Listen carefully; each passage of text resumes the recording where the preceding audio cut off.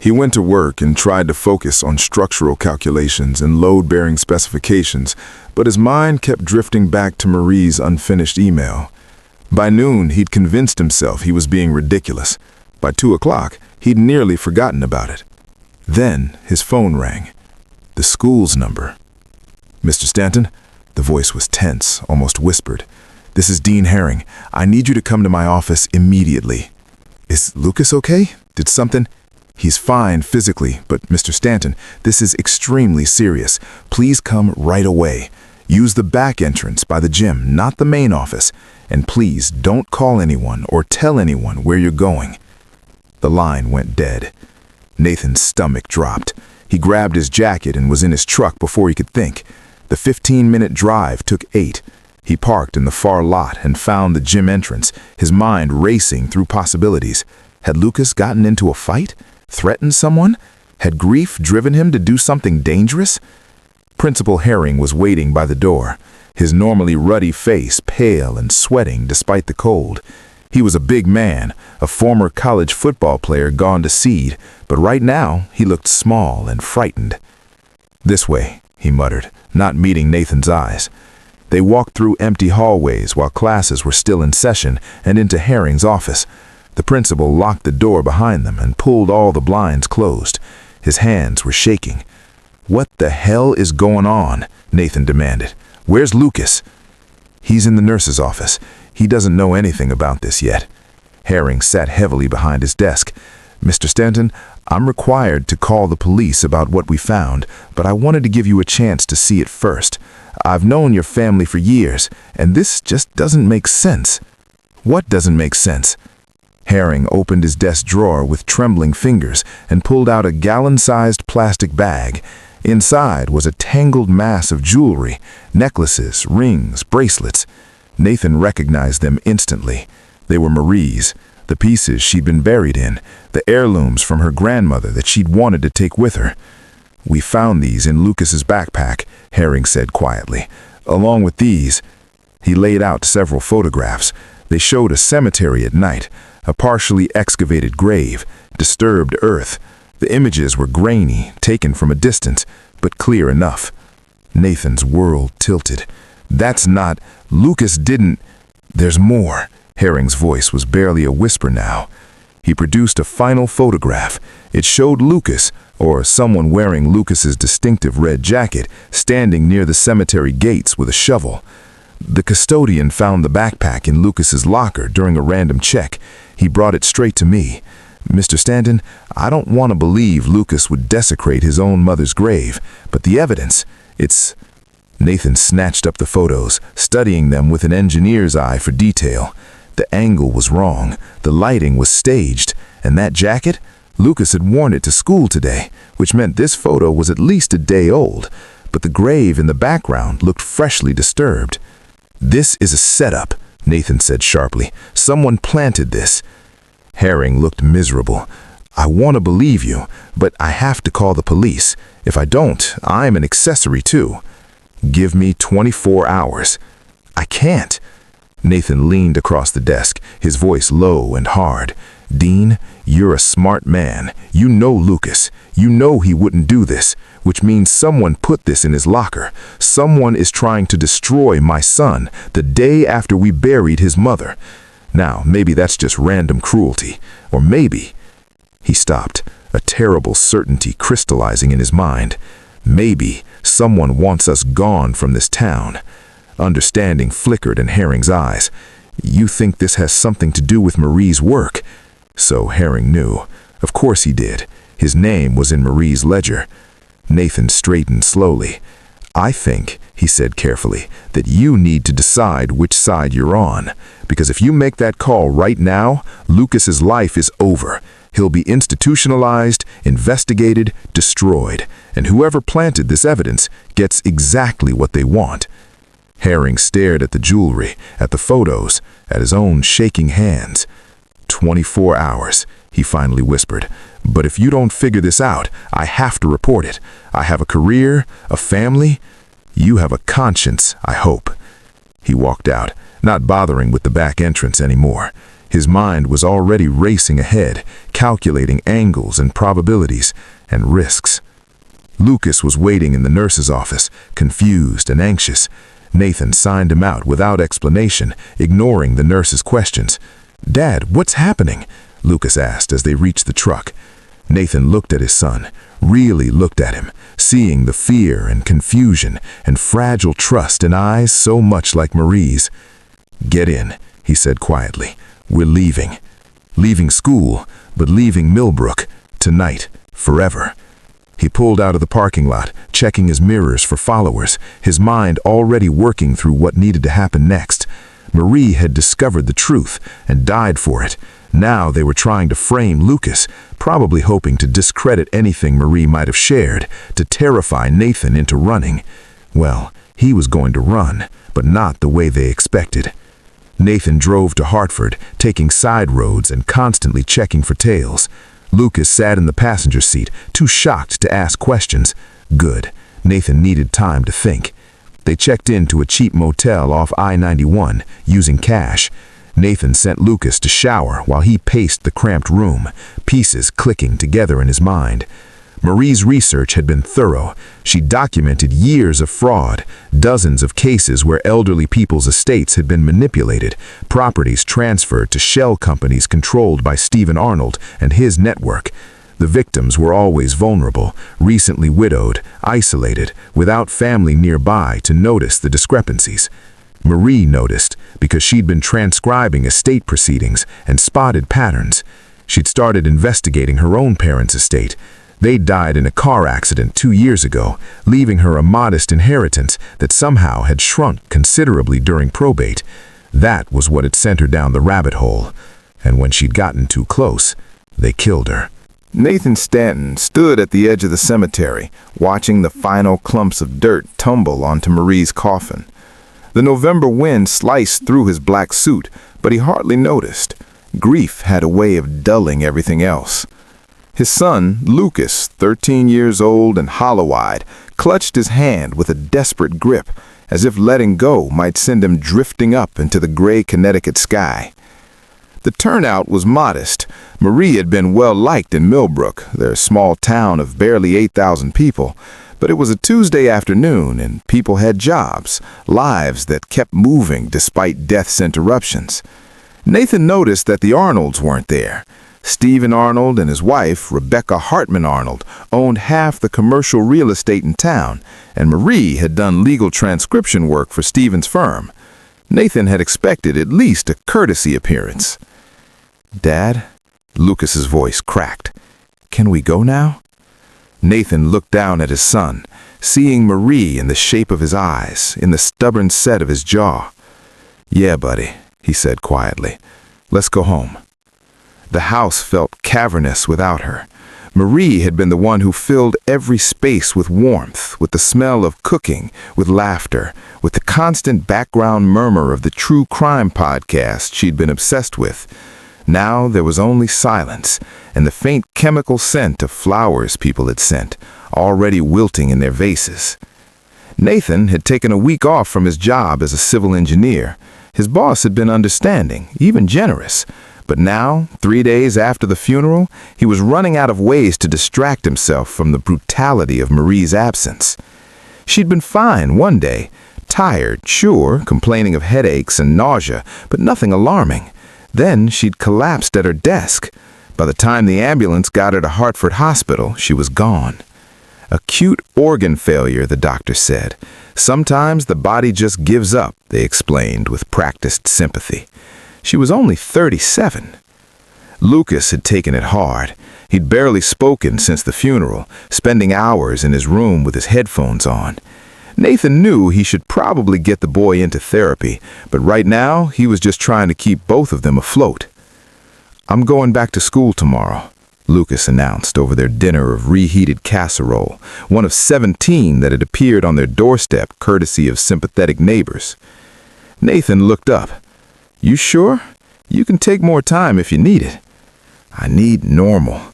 He pushed food around his plate. "Sitting here just makes me think about her." "Okay," Nathan said softly, But if you need to come home, you call me anytime."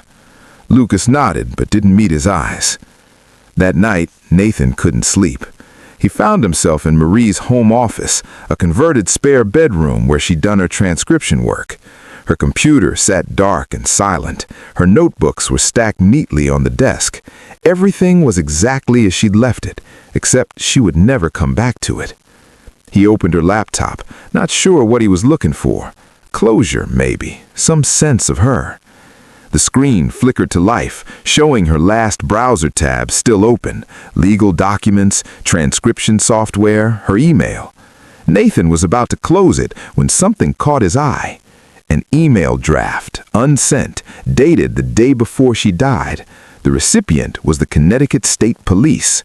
His heart began to pound as he read. "I have discovered evidence of systematic fraud involving estate manipulation and forgery. Multiple wills have been altered, properties transferred illegally, and vulnerable families robbed of their inheritances. I have documentation proving." The email draft ended there, unfinished, unsent.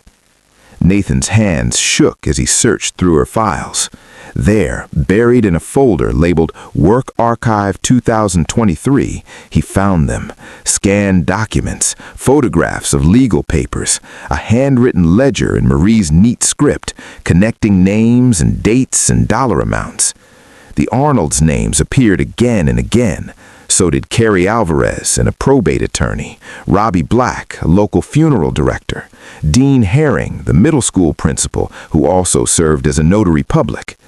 Marie had discovered something, and then she died. The thought was too terrible to hold. Nathan slammed the laptop shut, his breath coming fast. No, that was crazy. People didn't get murdered in places like Millbrook. This was probably nothing. Marie had been working on some case, found some irregularities, and then died of sudden, unexplained organ failure. Nathan didn't sleep at all that night. The next morning, Nathan drove Lucas to Millbrook Regional Middle School, watching his son disappear into the building with his backpack slung over one shoulder. Lucas had barely touched his breakfast. Nathan wanted to call him back, keep him home, keep him safe from a danger he couldn't even name. But that was paranoia talking. Grief and sleeplessness were making him see conspiracies where none existed. Nathan felt rage building in his chest, hot and clean and clarifying. They'd murdered his wife. They'd tried to destroy his son. And they'd done it all behind the respectable facade of small-town propriety. His phone buzzed, a text from an unknown number. "We know you took Lucas. Don't do anything stupid. This can still end quietly." Nathan stared at the message, then smashed the phone against the wall.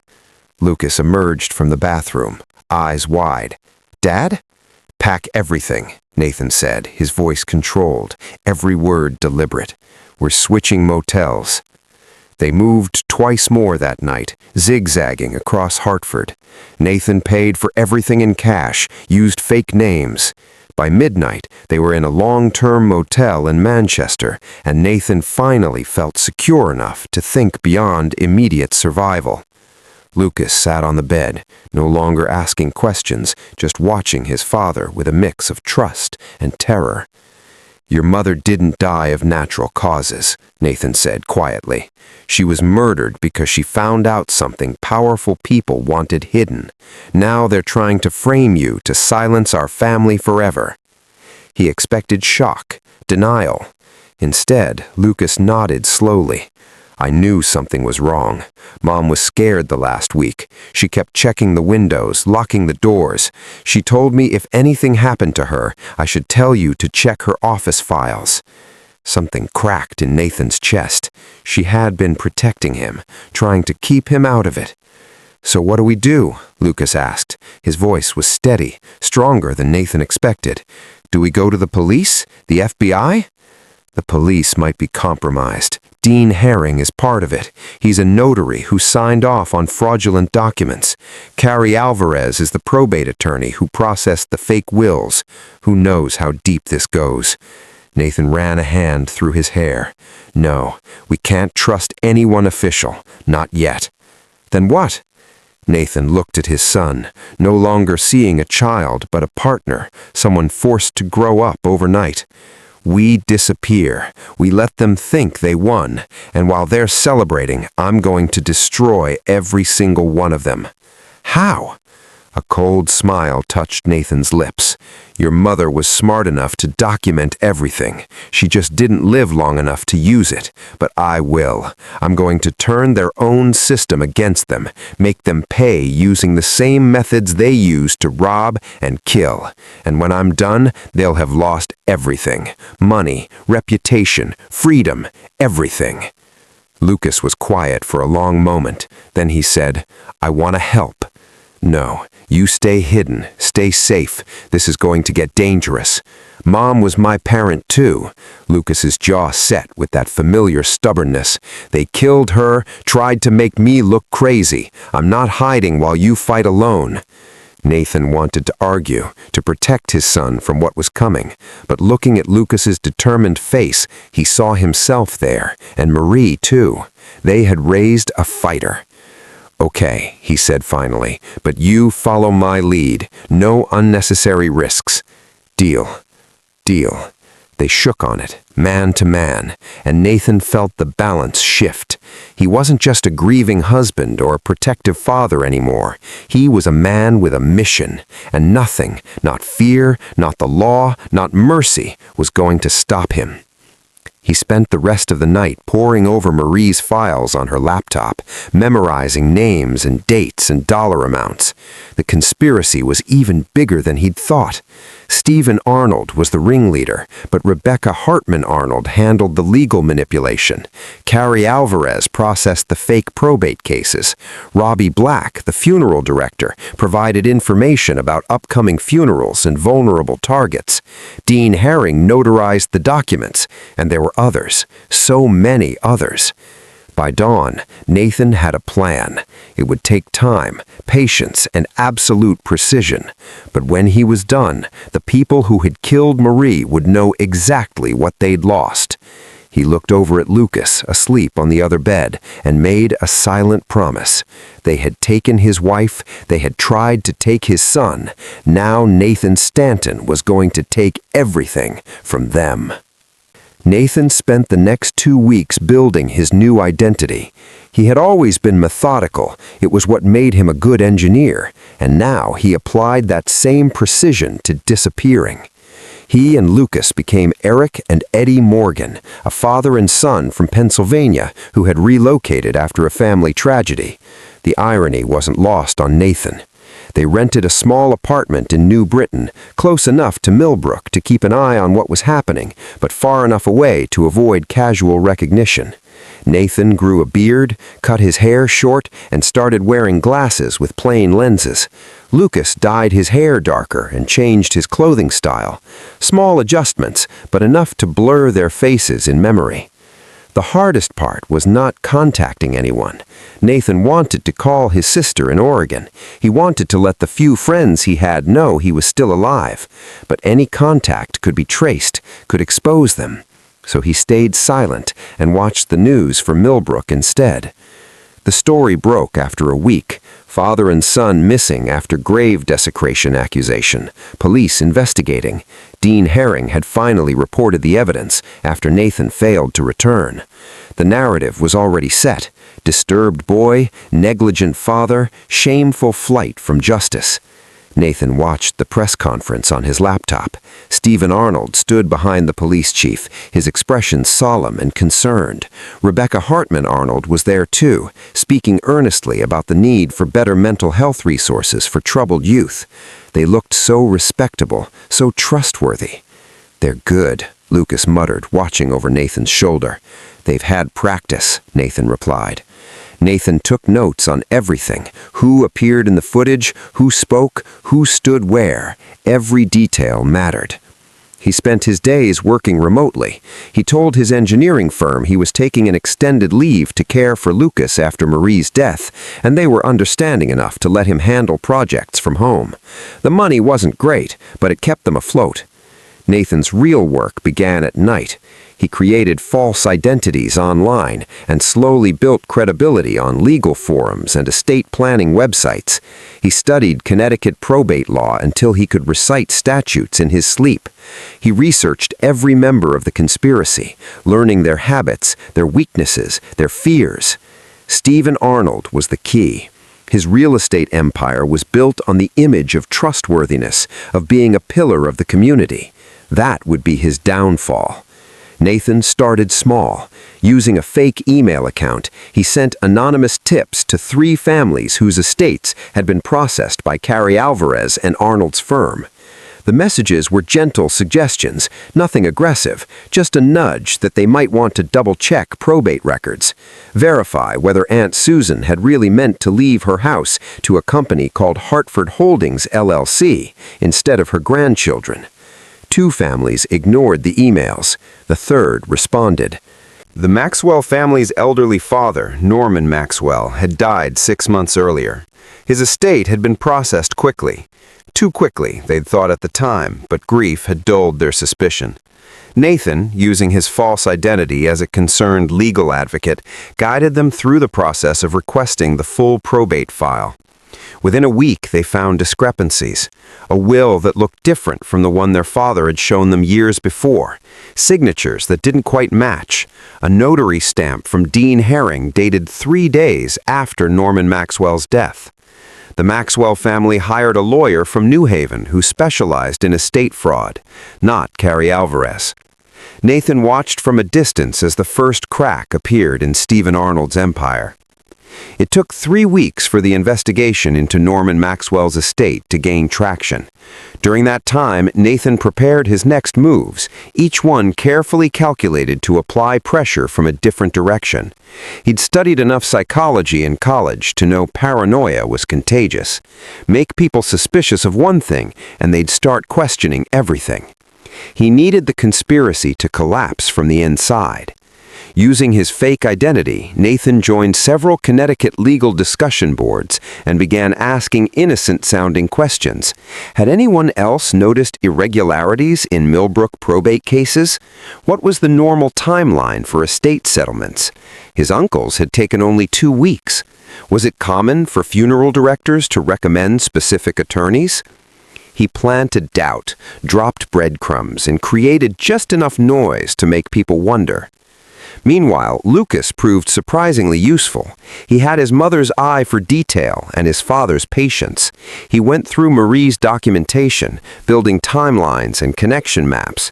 At 13, he should have been playing video games or worrying about school dances. Instead, he was helping build a case against the people who had killed his mother. Nathan felt guilty about that, but Lucas seemed calmer working on the project than he had since Marie's death. Nathan was beginning to understand that revenge could function as a form of therapy. "Dad, look at this," Lucas said one evening, pointing to a pattern he'd uncovered. "Every estate they stole from went through Robbie Black's funeral home. He must be scouting targets." Nathan nodded. "So, if we shut down Black, we cut off their pipeline.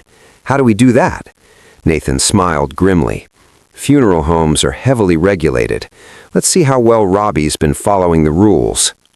For the next week, Nathan operated as Eric Morgan, concerned citizen. He filed anonymous complaints with the Connecticut Department of Public Health, improper embalming procedures, unsanitary conditions, mishandling of remains. Some of the complaints were based on real violations Nathan had uncovered. Others were carefully crafted exaggerations meant to trigger inspections.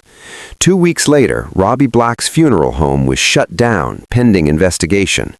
Nathan watched the local news with quiet satisfaction as Robbie stood outside his locked business, face red with rage, insisting it was all a misunderstanding. One down. The pressure was building.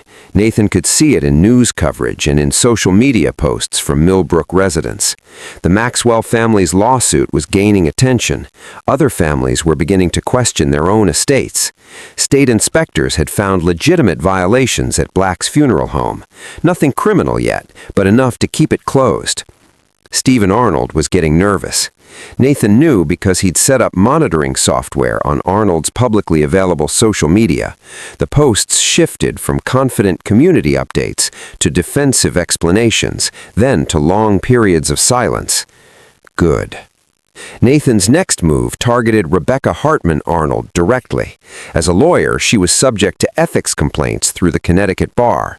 With Lucas's help, Nathan drafted a detailed, carefully documented complaint outlining Rebecca's role in fraudulent estate transfers. They submitted it anonymously, attaching copies of documents from Marie's files. The Bar Association would have no choice but to investigate. Even if Rebecca were eventually cleared, the suspicion alone would damage her reputation beyond repair. Nathan was working multiple fronts now, keeping pressure constant. He used fake accounts to post in local Facebook groups, asking questions that sounded harmless but planted seeds of doubt. Had anyone else's elderly relatives suddenly changed their will right before dying? Had anyone had issues with Hartford Holdings, LLC? Paranoia spread fast. Millbrook was small. Everyone knew everyone. Once people started talking, comparing stories, connecting dots, secrecy became the conspiracy's greatest weakness. Still, Nathan wasn't done. He needed to move faster, hit harder. The longer this dragged on, the more danger he and Lucas were in. And he still didn't have definitive proof that Marie was murdered, only circumstantial evidence and his own certainty. He needed something explosive, something that would force law enforcement to act and expose the conspiracy completely. He found it in the last place he expected: Dean Herring's computer. Nathan had been thinking about Herring. The principal had given him 24 hours. He seemed genuinely conflicted about reporting Lucas. That meant Herring wasn't fully committed. He was a reluctant participant, probably coerced or blackmailed. That made him a weakness. Nathan created another fake email account and sent Herring a message. "I know what you did. I know about the notary stamps. I know about the children." Marie's notes mentioned something involving Herring and scholarship fraud. The details were unclear, but the implication alone was enough. Herring replied within an hour.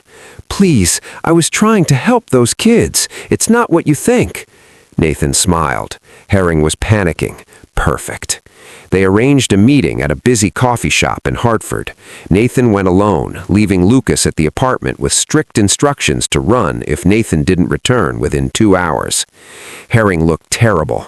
He'd lost weight and seemed to have aged years in just weeks. When Nathan sat down across from him, the principal didn't even look surprised. "I should turn you in. Lucas is wanted for questioning. You're harboring him." "Lucas is innocent," Nathan replied calmly. "You know that. Those items were planted in his locker. The real question is whether you know who did it." Herring's eyes flickered. "I can't." "They killed my wife. They tried to destroy my son, and they used you to do it." He leaned forward.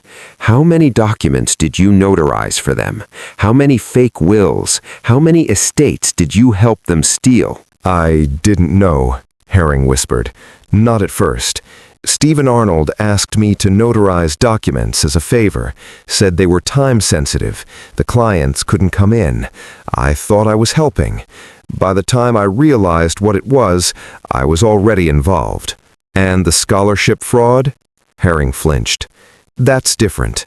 I was trying to help underprivileged kids get into better schools.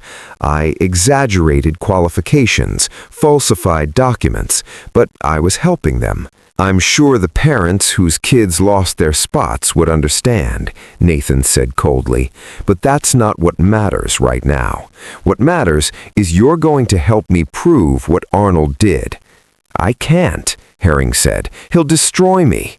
"He's going to destroy you anyway," Nathan replied. "You're a liability, a witness. How long before you have an accident like Marie did?" Herring went pale. "You think he killed her? But the doctors said organ failure." "Poison can look natural if you know what you're doing," Nathan said, "and Arnold has resources." He showed Herring a photo from Marie's files, a ledger detailing millions in stolen assets. He's killed for this kind of money before. He'll kill again. Herring stared at the evidence, hands shaking. What do you want me to do? You're going to wear a wire and get Arnold to confess. That's insane. He'd never. Then I release everything I have about your scholarship fraud to the state board, the media, every college you've worked with. You'll lose everything. It was a bluff. Nathan had no desire to destroy Herring, but Herring didn't know that. Herring buried his face in his hands. When he looked up, his eyes were red but resolved. If I do this, you have to promise my family will be protected. I'll make sure the FBI knows you cooperated. Another bluff, a convincing one. Okay, Herring said quietly. What's the plan? Nathan spent the next 3 days preparing. He bought a high-quality recording device, small enough to hide, but powerful enough to capture clear audio. He coached Herring on what to say, how to steer the conversation, how to push Arnold into incriminating himself. The plan was simple. Herring would tell Arnold that Nathan Stanton had contacted him, demanding money to stay quiet. Arnold would either attempt to bribe Herring or reveal details of the conspiracy. Either way, they'd get proof. The meeting was scheduled for Saturday morning at Arnold's real estate office. Nathan waited outside in a rented van, Lucas beside him, monitoring the audio feed. Are you sure about this? Lucas asked as they dropped Herring off. No, Nathan admitted, but we're out of time. Herring looked sick as he stepped out of the van. Check the equipment one more time. Get him talking about the estates, about the wills, about Marie if you can, and if he threatens me, that's obstruction of justice. Nathan met Herring's eyes. You can do this. For Marie, for the families they robbed. Herring nodded and walked into the building. Nathan put on the headphones. Footsteps echoed. A door opened. Dean, this better be important. I have a tea time at 11. We have a problem. Nathan Stanton contacted me. A pause, then a laugh. That's impossible. He fled the state, probably in Mexico. He's not. He emailed me. He says he has all his wife's documentation. He'll expose us unless we pay him $500,000. Arnold laughed again, colder this time. That's ridiculous. The man's a fugitive. If he shows his face, he'll be arrested for what his psycho son did. He knows about the estates, the wills. He has proof. There is no proof, Arnold snapped, but his tone had hardened. Marie Stanton was nosy. She didn't know when to stop asking questions. We handled that problem. Nathan's fists clenched. You said she died naturally, Herring said, his voice trembling just enough. Natural causes that needed a little help from our friend Carrie. He has access to interesting pharmaceuticals through his estate work. Amazing what you can slip into someone's coffee that shuts down their organs 72 hours later. Completely untraceable if you know what you're doing. Carrie Alvarez, the probate attorney. Herring sounded genuinely horrified. You agreed to just paperwork. I didn't agree to murder. You agreed to whatever I told you to agree to, Arnold said coldly. Your signature is on dozens of fake wills. If I go down, you go down harder. So what do we do about Stanton? Same thing we did to his wife. Maybe a car accident this time. Him and the kid both, somewhere far from here. Make it look like they were running, got careless. Problem solved. Nathan ripped off the headphones, his hands shaking with rage. Lucas was staring at him, his face pale. They killed Mom, Lucas whispered. They really killed her. I know. Nathan's voice stayed steady, even as fury burned in his chest. And now we have proof. He saved the recording and backed it up to 3 different cloud accounts. Then he sent Herring a text.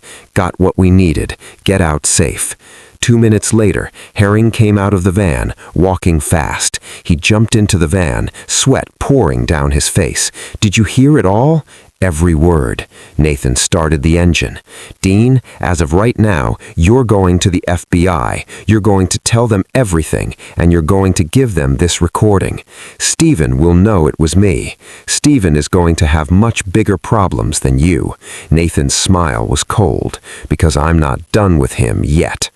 The FBI took the recording seriously.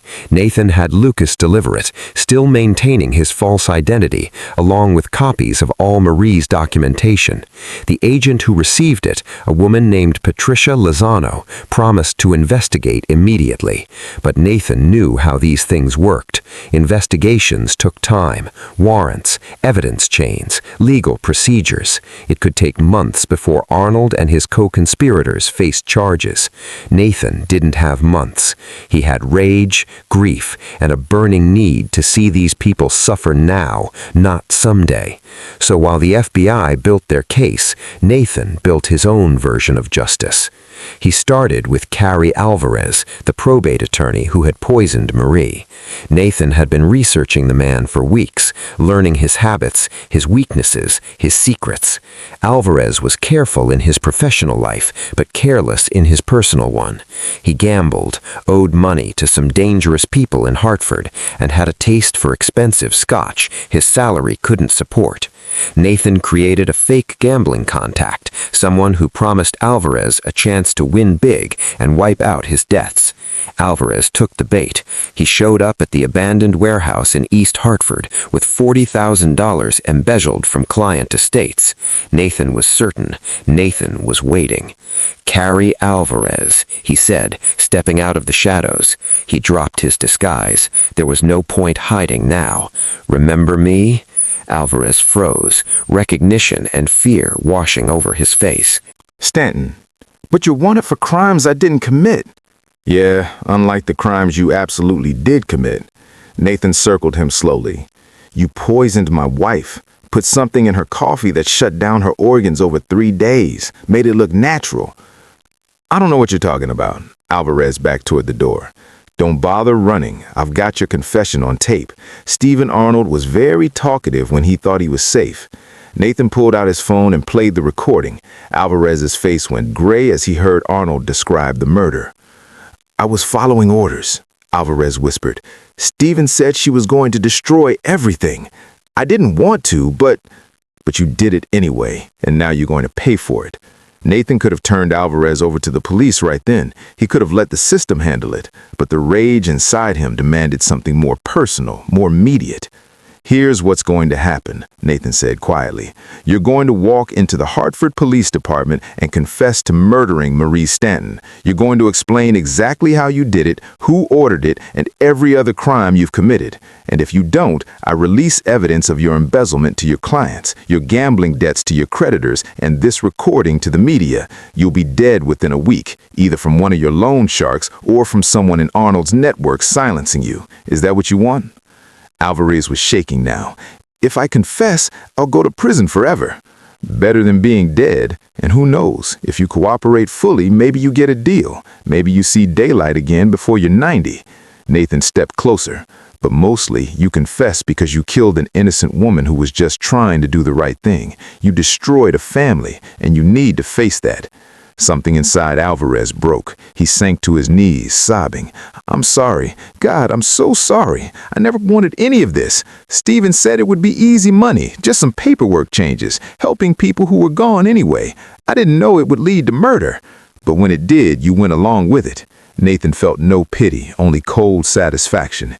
Get up. We're going to the police now. He walked Carrie Alvarez into the Hartford Police Department at 9 p.m. on a Tuesday night. The attorney confessed to everything, the estate fraud, the embezzlement, and the murder of Marie Stanton through toxic poisoning. He implicated Stephen Arnold, Rebecca Hartman Arnold, Robbie Black, Dean Herring, and 4 others Nathan hadn't even known about. The police arrested Nathan, of course, but when they matched his story to the evidence the FBI had received, when they verified the recording and reviewed Marie's documentation, the charges against him and Lucas disappeared like morning fog. The conspiracy collapsed within 72 hours.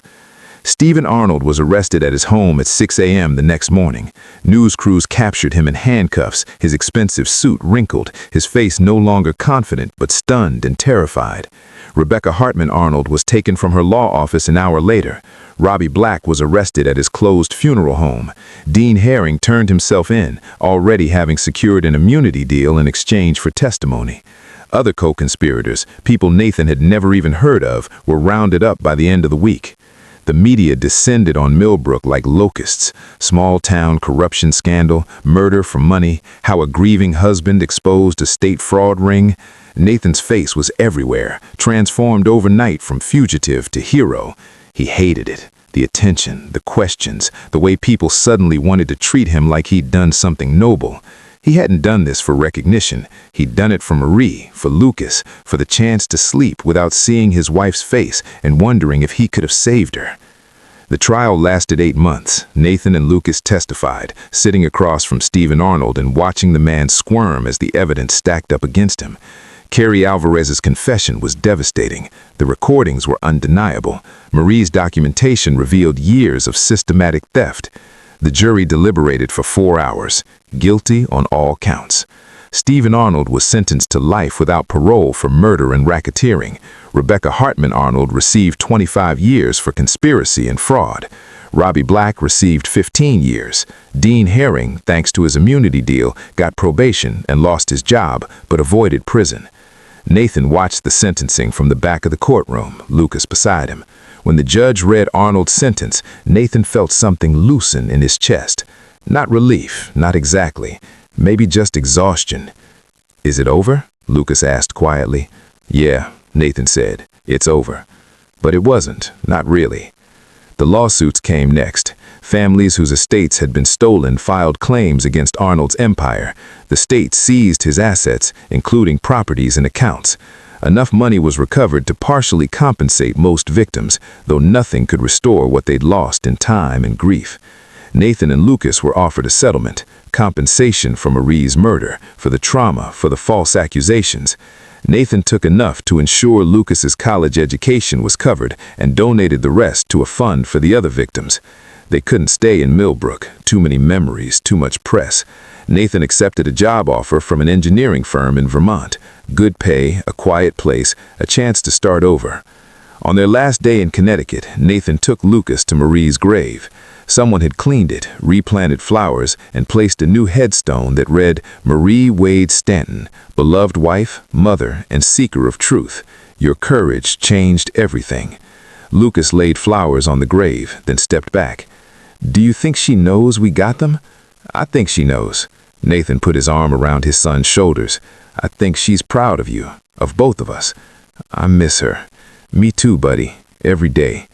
They stood in silence, the cold November wind moving around them. Exactly 1 year since Marie had been buried. Then Nathan squeezed Lucas's shoulder. "Come on, we've got a long drive ahead." The Vermont house was small but comfortable, set on 3 acres of wooded land with a view of the mountains. Nathan enrolled Lucas in the local high school, where he quickly made friends and joined the robotics club. The kid was resilient, Nathan thought, stronger than anyone should have to be. At 44, Nathan threw himself into his work, designing bridges and buildings with the same focus he'd used to bring down Stephen Arnold. But at night, alone in the house with Lucas asleep upstairs, he sometimes opened Marie's laptop and reread her unfinished email to the police. She had tried to do the right thing, tried to expose corruption through official channels, and they'd killed her for it. Nathan had done the right thing too, eventually, but only after doing the necessary thing, the dangerous, illegal thing that actually worked. He sometimes wondered if he'd become like them, like the people he destroyed, if revenge had corrupted him the way money had corrupted Arnold. But then he'd remember Marie's face, Lucas's pain, the dozens of families who had been robbed, and he knew what he did was different. He had given them justice when the system couldn't. He had made the guilty pay. That had to count for something. A year later, Nathan received a letter, no return address, postmarked from Boston. Inside was a newspaper clipping. Stephen Arnold had been found dead in his cell. Heart attack, the article said, though there were rumors of foul play. There was also a short note written in handwriting Nathan didn't recognize. "Some debts are paid in full. Thank you for what you did." Nathan burned the letter, but he understood its meaning.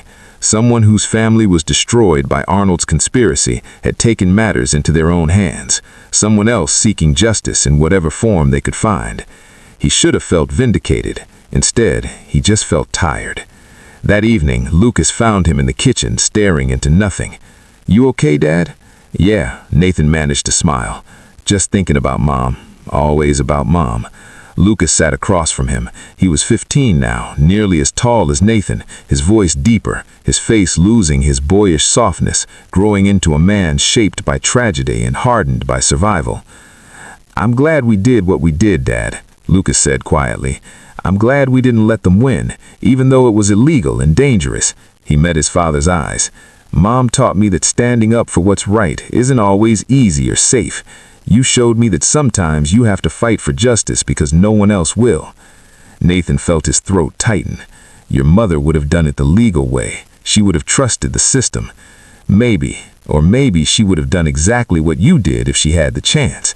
Lucas reached across the table and gripped his father's hand. "We got them, Dad. We made them pay, and now we get to live. That's what matters." Nathan squeezed his son's hand, feeling the strength there, the certainty. Maybe Lucas was right. Maybe this is as close to a happy ending as they were ever going to get. Alive together, free from the people who tried to destroy them. Outside, the Vermont winter settled in, snow beginning to fall across the mountains. Inside, Nathan and Lucas sat together in the warm kitchen, two survivors who had faced darkness and won. Not the ending Nathan would have chosen, but the one they had earned. And in the end, that was enough. This is where our story comes to an end. Share your thoughts in the comments section. Thanks for your time. If you enjoyed this story, please subscribe to this channel. Click on the video you see on the screen, and I will see you.